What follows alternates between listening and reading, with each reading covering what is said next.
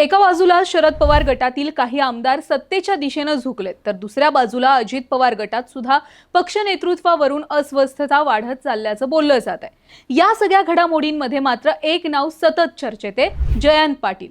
आता प्रश्न केवळ दोन राष्ट्रवादी एकत्र येणार का हा नाहीये, तर राष्ट्रवादीमध्ये पवार कुटुंबाच्या बाहेर राष्ट्रवादीच्याच विचारांचं एक नवं नेतृत्व तयार होतंय का हाय। इतके दिवस जयंत पाटलांच्या सगळ्या भेटीगाठींवरून असं वाटत होतं की दोन्ही राष्ट्रवादी एकत्र येतील, पण आता जाऊन कुठे पाटलांच्या भेटींमागे वेगळाच संशय यायला लागलाय। बघा, दोन्ही राष्ट्रवादी एकत्र येणार नाही हे तर स्वतः सुप्रिया सुळेंनी स्पष्ट केलंय, पण मग पाटलांच्या तावडे, शिंदे, फडणवीस, तटकरे आणि पटेलांच्या भेटींमागे काय अर्थ दडला होता? खरंच जयंत पाटील स्वतःच्या अंडर शरद पवारांच्या राष्ट्रवादीतील आमदार खासदार घेऊन तटकरे आणि पटेलांसोबत अजितदादांच्या राष्ट्रवादीला नवं नेतृत्व देण्याच्या तयारीत आहेत का? जयंत पाटील, तटकरे आणि पटेल यांच्या नेतृत्वातील राष्ट्रवादी तयार होणं खरंच शक्य आहे का? याच सगळ्याची सविस्तर माहिती आजच्या व्हिडिओमध्ये पाहायची आहे। नमस्कार, व्हिडिओ शेवटपर्यंत पहा। बघा, मुख्यमंत्री देवेंद्र फडणवीस यांच्या वर्षा निवासस्थानी एकाच दिवशी जयंत पाटील, सुनील तटकरे आणि प्रफुल्ल पटेल यांची उपस्थिती अनेक प्रश्न निर्माण करून गेली। दोन्ही राष्ट्रवादी एकत्र येणार का? शरद पवार भाजप सोबत जाणार का? जयंत पाटील एकटेच अजितदादांच्या राष्ट्रवादीत येणार का? या सगळ्या मुद्द्यांवर मोठ्या प्रमाणात चर्चा झाली। एका बाजूला पाटलांनी कोणतीच संयुक्त बैठक न झाल्याचं सांगितलं सुद्धा, पण राजकारणामध्ये वेळ आणि उपस्थिती याला अर्थ असतो, त्यामुळे चर्चा होणारच। पण पाटलांच्या या भेटीचा त्यावेळी जो अर्थ काढला गेला तो काही प्रमाणात का होईना चुकीचाच ठरला। जयंत पाटलांची वर्षावरची बैठक आणि तिथं पटेल तटकरेंचं असणं म्हणजे थोडक्यात पवार कुटुंबाशिवाय राष्ट्रवादीला नवा चेहरा देणं असा या बैठकीचा अर्थ असू शकत होता। बघा, जर खरंच जयंत पाटील आणि पटेल तटकरेंनी हात मिळवणी केली आणि पवार कुटुंबाशिवाय राष्ट्रवादी पक्षाला नवं नेतृत्व द्यायचं ठरवलं, तर ते खरंच शक्य आहे का? अजितदादांच्या राष्ट्रवादीत असंही सुनेत्रा पवारांच्या अध्यक्षपदावरून नाराजी आहे। पक्षामध्ये पार्थ पवारांची मनमानी सुरू असल्यामुळे पदाधिकारी आणि कार्यकर्ते आणि काही वरिष्ठ नेते सुद्धा नाराज आहेत असं बोललं जातं।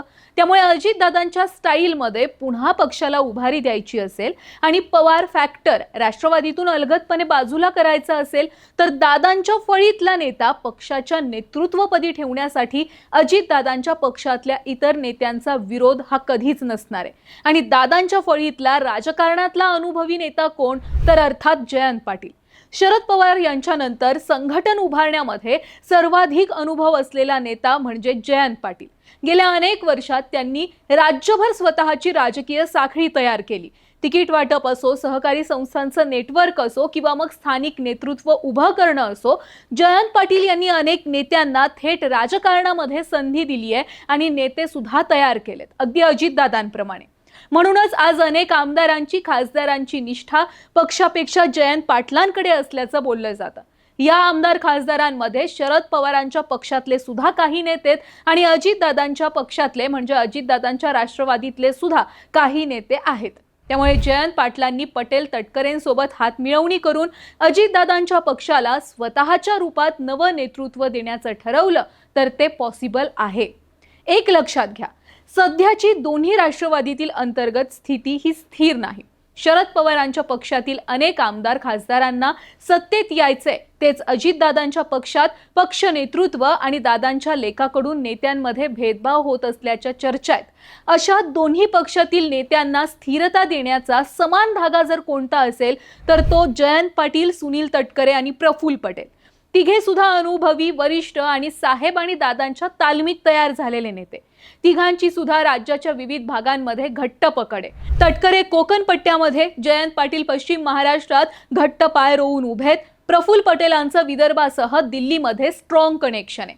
या तिघांना सुद्धा माहिती आहे, राज्यातील बदलत्या राजकारणात स्वतंत्र अस्तित्व टिकवण्यासाठी मोठं संघटन आणि सत्तेची जवळीक दोन्ही सुद्धा आवश्यक आहे। याच तिघांना दोन्ही राष्ट्रवादीतील प्रभावशाली आमदारांचा आणि खासदारांचा पाठिंबा सुद्धा आहे असं बोललं जातंय।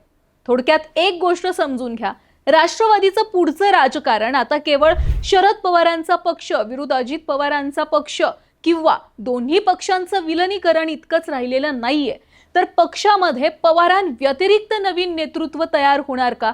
अनुभवी नेते एकत्र येऊन राष्ट्रवादीला नवं नेतृत्व देणार का?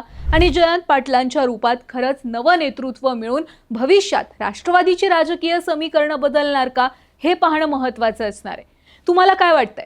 जयंत पाटील पटेल तटकरेंसोबत मिळून राष्ट्रवादीमध्ये स्वतःचं स्वतंत्र राजकीय केंद्र उभं करतील का?